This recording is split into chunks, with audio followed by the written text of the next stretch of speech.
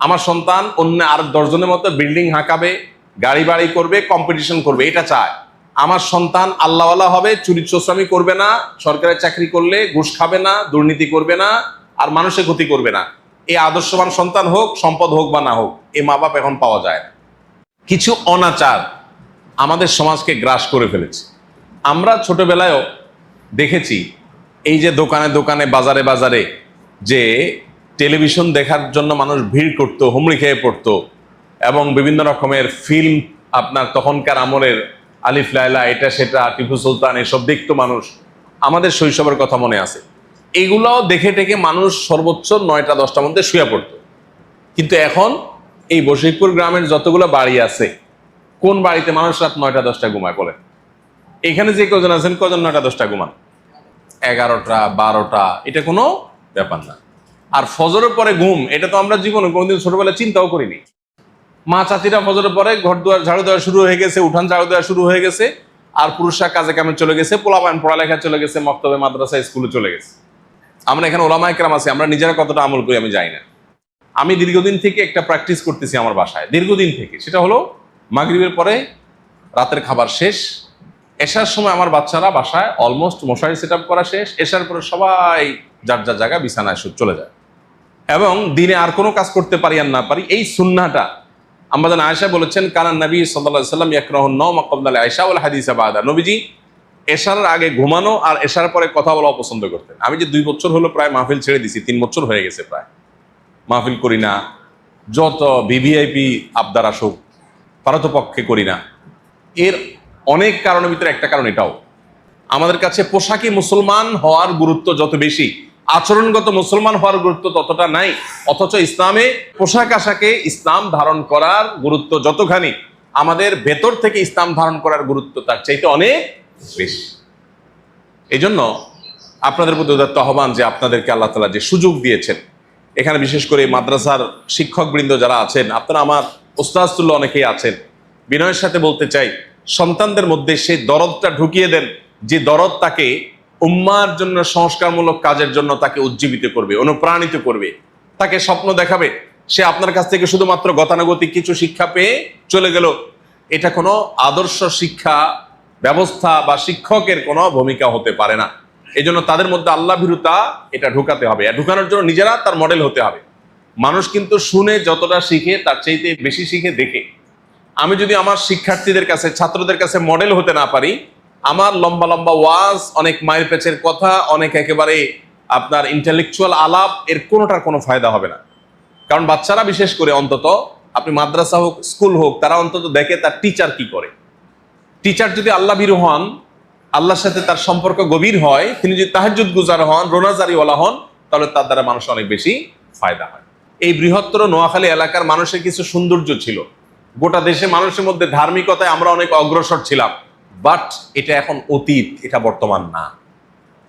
আমাদের পূর্বসূরি যারা ছিলেন, এই বশিরপুরে যে সমস্ত আলেমরা ছিলেন, মাওলানা শফিক সাহেব ছিলেন, মাওলানা আব্দুল গনি সাহেব ছিলেন, সুলতান মাওলানা ছিলেন, যে সমস্ত ওলামায়ে কেরাম, আব্দুল্লাহ সাহেব ছিলেন, যারাই ছিলেন, এই যে মাওলানা আব্দুল জব্বার সাহেব রহমতুল্লাহ আলাইহি কওমের প্রতিষ্ঠাতা উনি ছিলেন, আরো যে সমস্ত ওলামায়ে কেরাম ছিলেন, ওনারা তো আল্লাহর কাছে পেশ করার মতো জিনিস রেখে চলে গেছেন। ওনারা এমন গ্রাম উপহার দিয়ে গেছেন, যে গ্রামে আমার আব্বাজান রহমতুল্লাহ আলাইহির কাছে শুনেছি যে শফিক মালান সাহেব যখন রাস্তা দিয়ে হাঁটতেন, তো ওনাকে কেউ তো সালাম দিতে পারতো না। আব্বা বলছেন যে আমরা জঙ্গল ঝোপের মধ্যে, গাছের মধ্যে লুকাই থাকতাম ওনাকে আগে সালাম দেওয়ার জন্য, লাভ দিয়ে সামনে যা সালাম দেওয়ার চেষ্টা করতাম, কিন্তু তারপরও পারতাম না ওনার সাথে। আপনারা অনেকে আমার চেয়ে তারা ভালো জানেন। তো সেই এলাকাতে এখন আমাদের বাচ্চা কাচ্চার অবস্থা কি? মোবাইল ফোন আমাদেরকে ধ্বংস করে ফেলছে, টেলিভিশন আমাদেরকে শেষ করে ফেলছে, আমাদের টাকা পয়সা এখন অনেক বেশি হয়েছে, আগে তো টাকা পয়সা ছিল না, প্রত্যেক ঘরে ঘরে প্রবাসী, টাকার অভাব নেই মানুষের। এখন আমাদের দিন ধ্বংস হয়ে গেছে, আমাদের ভেতর শেষ হয়ে গেছে।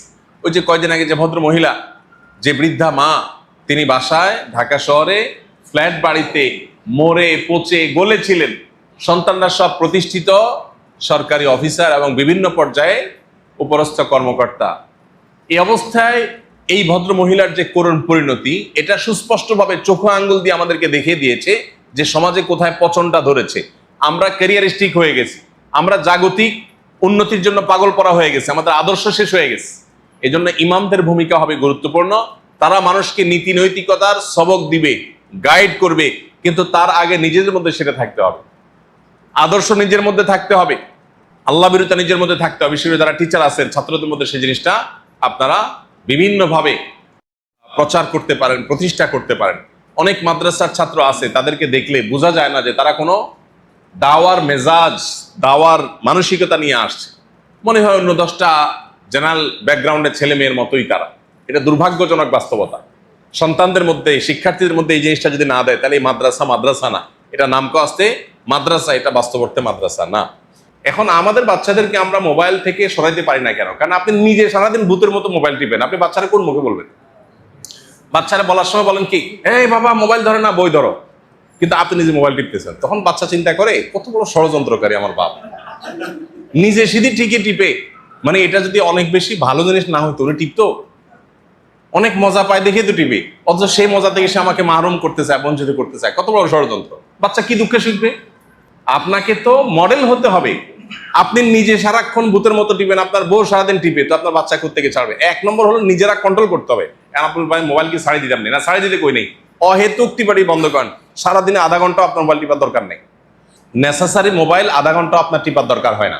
আপনি ফেসবুক, ইউটিউবে যে পরিমাণ স্ক্রল করেন অহেতুক, সেটা সারা দিন শেষে দেখা যাবে কয়েক ঘন্টা অহেতুক। বাচ্চারা শেষ হয়ে যাচ্ছে, আমাদের রুহানিয়ত, স্পিরিচুয়ালিটি ধ্বংস হয়ে যাচ্ছে। আমরা দেখি এখন অস্ত্রের যুদ্ধের যুগ, অস্ত্রের যুদ্ধের যুগ না এখন ভাই, এখন হলো আধ্যাত্মিক যুদ্ধের যুগ, স্পিরিচুয়ালিটির যুগ। আমাদের স্পিরিচুয়ালিটি শেষ হয়ে গেছে এই সোশ্যাল মিডিয়ার কারণে, মোবাইলের কারণে।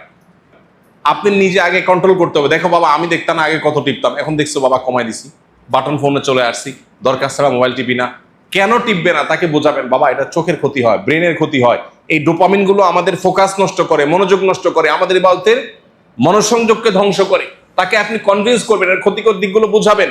বলবে সবাই টিপে, বলে সবাই টিপে, কিন্তু এরা বেশিরভাগই না বুঝে টিপে বা তারা ধ্বংসের দিকে যাচ্ছে।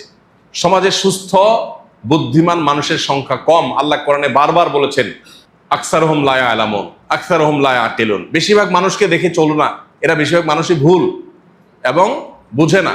অতএব সন্তানদেরকে বোঝাতে হবে, রাতে তাড়াতাড়ি শোয়ার অভ্যাস করা, সকালে না ঘুমানো, সন্তানদেরকে আদর্শবান মানুষ বানানো। আমার সন্তান সৎকার, নেককার হবে। সন্তানদেরকে সবাই চায় দুধে ভাতে থাকুক, সন্তান মানুষের মতো মানুষ হোক, এটা চায় না। আমার সন্তান অন্য আর 10 জনের মতো বিল্ডিং হাঁকাবে, গাড়ি বাড়ি করবে, কম্পিটিশন করবে, এটা চায়। আমার সন্তান আল্লাহওয়ালা হবে, চুরি চোরামি করবে না, সরকারি চাকরি করলে ঘুষ খাবে না, দুর্নীতি করবে না, আর মানুষের ক্ষতি করবে না। এই আদর্শবান সন্তান হোক, সম্পদ হোক বা না হোক, এই মা বাপ এখন পাওয়া যায় না। কুরফিদির সময় বলে হ্যাঁ আমি জি হুজুর জি হুজুর, কিন্তু আসলে দিন শেষে দরকার কি? টাকা। পোলারে আমরা বিদেশে গেলে প্রবাসীরা আমাদেরকে ধরে, আমাদেরকে ওয়াজ করে লাভ না হুজুর, আব্বা ঘরে ওয়াজ করেন গ্রামে যাই কেন? ব্যবসা ছাড়া তোর কারণে না, 2 নম্বরই কাম করা লাগে কেন? তোর লগে একসাথে বিদেশে আইছে, হেতে এতাকান বিল্ডিং করিয়া লাইছে, তুই কিচ্ছু। এখন হেতে চুরি করি করছে, এটা যদি বলি তুই কব তো তুই কিছু করতে হারস না গেলে। এই রোগটা আছে না নাই? আর একটা বদ জিনিস হচ্ছে জমি জমা চাষ করা নাই। আমাদের এলাকাতে জমি জমা কোনো চাষ করতে আমি দেখি না। যদি কোনো কালে কোনো যুদ্ধ বাঁধে, যুদ্ধ বাঁধলে তো খানার অভাব হয়, দুর্ভিক্ষ হয়, এই এলাকার মানুষ না খায় সব সাফ হয়ে যাবে। কারণ তখন বস্তা ভরা টাকা থাকবে, কিন্তু খেতে ফসল থাকবে না। এখন পোলাফাইন বিদেশ কয় কি কয়, আব্বা কীর্তেন কাজ করবেন, আমরা বই থাকলে বালা না খারাপ, বসে থাকলে ধ্বংস হবে। সে কাজ করলে সে ভালো থাকবে, সুস্থ থাকবে। আমাদের ক্ষেতগুলো সব ধ্বংস করে ফেলছি আমরা, চাষ করে না, পড়ে থাকে। কারণ চাষ করলে মনে করি লস। আরে আমি মাটির সংস্রবে থাকলে আমার স্বাস্থ্যের জন্য তো ভালো। তা আমরা যদি এই সমস্ত টপিকগুলোতে মানুষকে সচেতন করি, চাষাবাদের ফজিলত নিয়ে আপনি একদিন জুমায় আলোচনা করেন, সুবহানাল্লাহ। ঢাকা একটা সেমিনারে, কৃষি বিষয়ে একটা সেমিনারে আমাদের এক ভাই একটা প্রবন্ধ উপস্থাপন করলেন, আমি নিজে অবাক হয়ে গেছি। কোরআন এবং হাদিস থেকে তিনি যে পরিমাণ আয়াত কোট করলেন, কয়েক ডজন আয়াত কোট করলেন, এত প্রাসঙ্গিক যে আমাদের আজকে পৃথিবীতে কারো কাছে যাওয়া দরকার না, কোরআন হাদিস দেখলে যথেষ্ট। এই জন্য সমাজের মানুষের একদম প্রয়োজন অনুযায়ী আমাদেরকে দাওয়া দিতে হবে। আল্লাহ আমাদেরকে তৌফিক দান করুন। এবং ঐক্যবদ্ধ থাকতে হবে, মিলেমিশে থাকতে হবে, একটা মডেল এবং আদর্শ আমাদেরকে উপস্থাপন করতে হবে। রাজনৈতিক অস্থিরতা যতই হোক, দ্বীনি এবং ধর্মীয় জায়গায় আমাদের মধ্যে, আলেমদের মধ্যে ঐক্যের কোনো ফাটল যেন না হয়, এবং আমাদের নিজেদের চিন্তা অন্যের উপরে চাপাবো না, ভিন্ন মতের মানুষদেরকে আমরা শ্রদ্ধা করবো। আল্লাহ আমাদেরকে তৌফিক দান করুন।